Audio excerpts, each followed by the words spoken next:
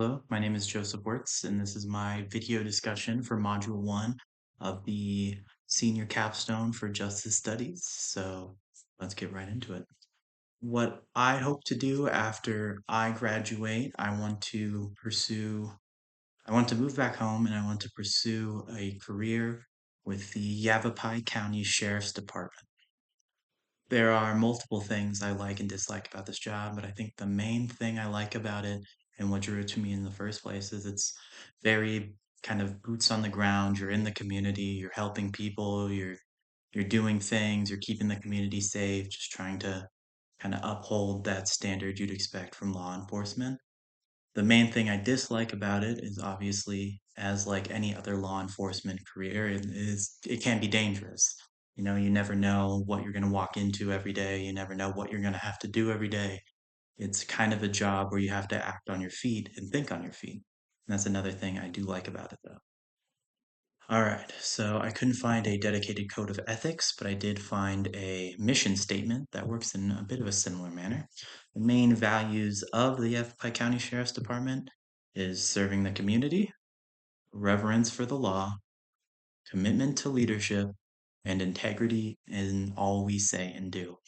And I do want to focus on that last one because in our textbook, Practical Ethics in Public Administration, it states that a code of ethics is not the same as a code of conduct. A code of conduct is something that says, it's like it breaks it down to a legal sense. It says, hey, you need to do this or you can't do this. It's not, it's kind of a more firm guideline, where rather a code of ethics is something that's more of uh, guideline, a bit of a less firm guideline and a list of kind of responsibilities you need to uphold in certain ethical situations. It's not something like that it's not a yes or no, it's kind of fluid like that. And in the integrity section of the mission statement, it says, integrity is our standard. We are proud of our profession and will conduct ourselves in a manner that merits the respect of all people. We will demonstrate honest, ethical behavior in all our interactions. We must have the courage to stand up for our beliefs and do what is right. Our actions will instill public trust and a sense of feeling of protection and safety of each individual person in Yavapai County. And I think this meets the requirements because it's not like a hard and fast, you must do this, you cannot do this. It's more of a set of guidelines that says you need to act in a manner that you think is befitting of your station. And that's why I think it meets those kind of criteria. The next question is how is different ethics different in a public sector and a private sector?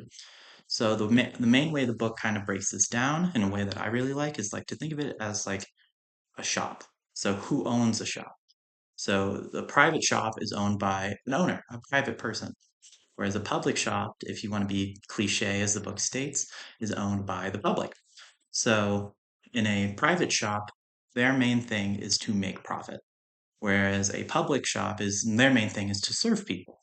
That's not to say that all private companies are inherently like greedy and selfish, but that is the main goal of a business is to make money. So, and next thing is who's running the shop. So, for a private sector, who's running that? It's one person. And that's not to say that that one person is inherently evil or greedy or what have you, but it's owned by a person. Whereas a who's running the shop in a public manner is a public administrator or a public steward. They act with the idea that the entire public is watching them because in a way they are.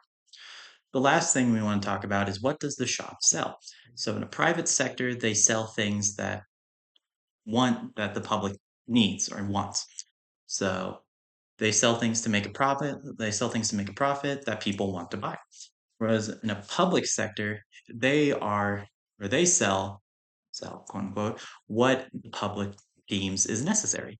So think, for example, the Department of Defense, Department of Education, uh, Bureau of Alcohol, Tobacco, and Firearms. They do things that the public should feel is necessary to be done. It's not something that a business or a private person puts forward.